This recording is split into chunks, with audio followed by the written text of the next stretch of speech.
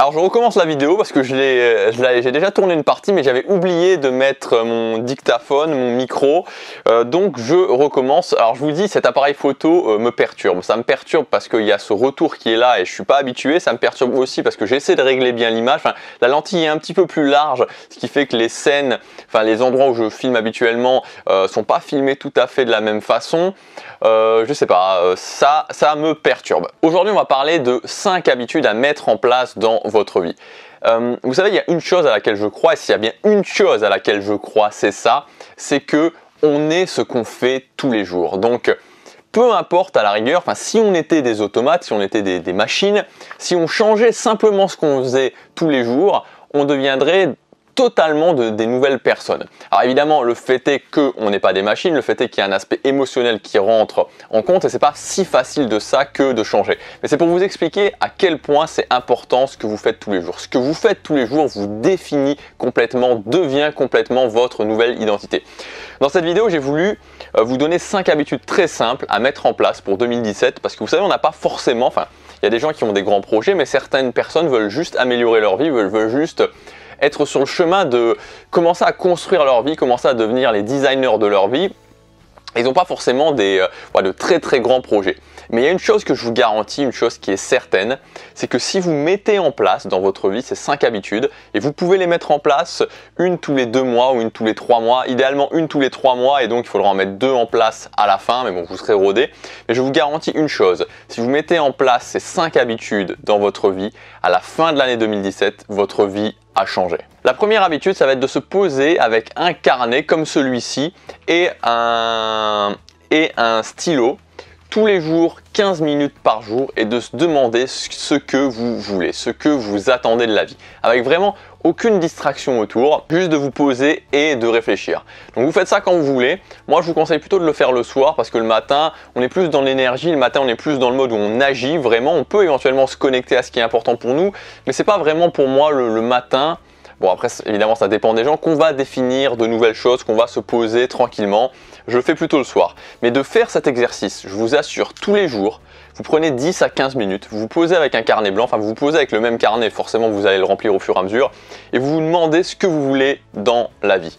Vous faites ça pendant 1 an, votre vie elle change. Tout simplement parce que beaucoup de gens savent ce qu'ils ne veulent pas. C'est-à-dire qu'il y a énormément de gens qui savent pourquoi leur vie ne leur plaît pas, qu'est-ce qui ne va pas dans leur vie.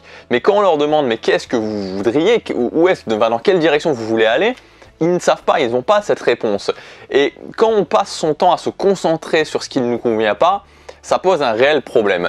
Et c'est pareil dans toutes les situations, c'est-à-dire que quand on a un problème dans la vie, par exemple une situation commune, c'est-à-dire qu'on est en couple, on n'est pas forcément heureux dans son couple, on voudrait en changer.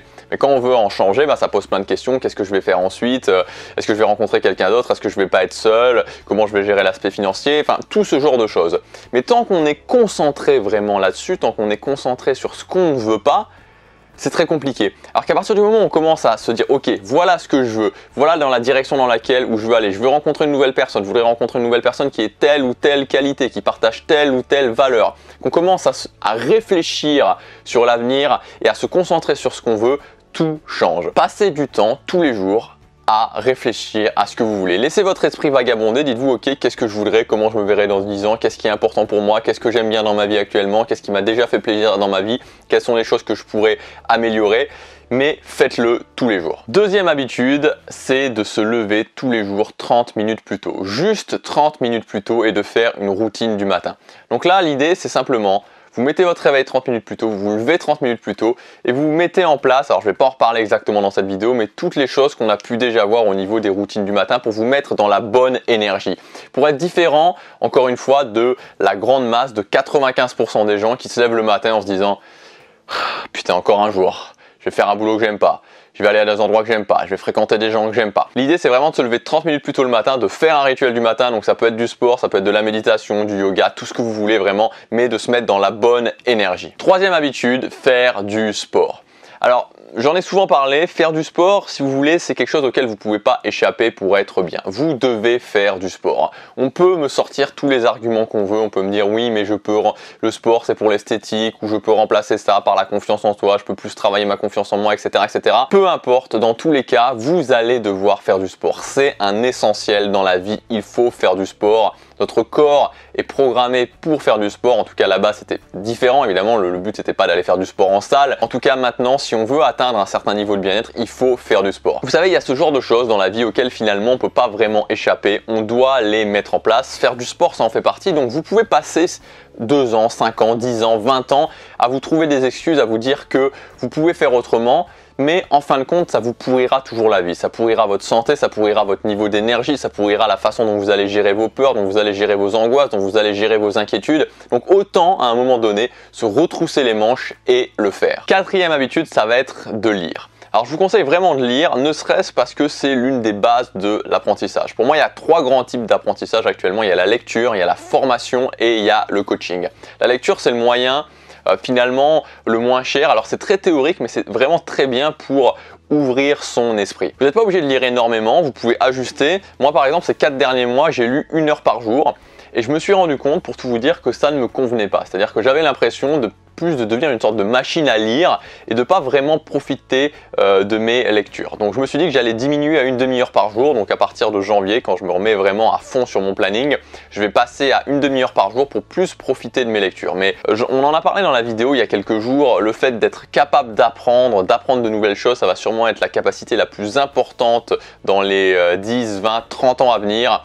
La lecture, c'est vraiment, pour moi un essentiel, c'est vraiment une habitude à mettre en place et peu importe que vous lisiez 2 pages par jour ou 300 pages par jour, le tout c'est de lire. Et enfin, le dernier point, c'est de passer 1 heure par jour, alors évidemment 1 heure par jour c'est le but, mais vous pouvez commencer par 10-15 minutes par jour à faire une activité de haute valeur. Donc une activité de haute valeur, c'est vous qui devez la définir parce que qu'est-ce qui définit qu'une activité soit de haute ou de basse valeur? C'est ce que ça va vous apporter dans le temps. C'est-à-dire que quand vous faites une activité de haute valeur, ça signifie simplement que vous faites un investissement dans le temps et que le temps que vous mettez dans cette activité va finalement vous rapporter quelque chose. Si par exemple vous faites une vidéo tous les jours sur YouTube, qu'est-ce qui va se passer? Au bout de 3 mois, vous allez pouvoir lancer votre premier produit, vous allez pouvoir gagner de l'argent avec. Si vous investissez du temps dans le fait d'apprendre une langue, qu'est-ce qui va se passer? C'est-à-dire qu'au bout de 3 mois, 6 mois, vous serez capable d'aller dans un pays étranger et de vous débrouiller. Vous serez aussi capable, pourquoi pas, de monétiser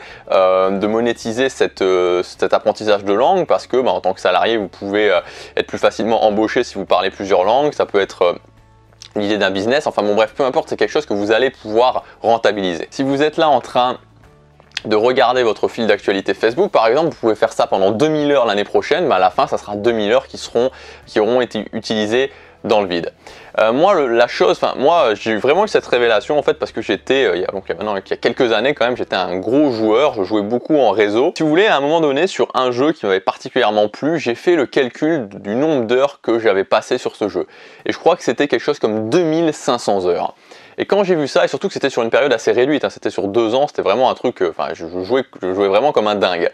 Et quand je me suis aperçu de ça, quand j'ai dit 2500 heures, je me suis dit, 2500 heures, j'aurais pu apprendre 2 langues couramment, j'aurais pu faire tellement de choses que ça m'a fait me rendre compte de l'importance qu'avait le temps et juste cette capacité à savoir investir son temps dans des activités de haute valeur, ça pouvait tout changer dans la vie. Alors mettez en place cette habitude de passer 15 minutes par jour et à la fin, une fois vous pouvez augmenter petit à petit 1 heure par jour dans une activité de haute valeur. Pour résumer, les 5 activités simples que vous pouvez vraiment mettre en place dans votre vie et qui vont faire une différence, croyez-moi, ça fera une différence. Premièrement, se poser avec un carnet tous les jours pendant 15 minutes et se demander ce qu'on veut dans la vie. Deuxièmement, se lever 30 minutes plus tôt et mettre en place un petit rituel du matin. Troisièmement, faire du sport. Quatrièmement, lire. Et cinquièmement, consacrer 1 heure par jour à une activité de haute valeur. Si vous prenez l'engagement de mettre en place ces habitudes petit à petit pour 2017, vous verrez des résultats qui vont vous étonner à la fin de l'année. Passez à l'action, mettez en place ces habitudes. Je vous dis à demain pour la prochaine vidéo et n'oubliez surtout pas que chaque jour compte.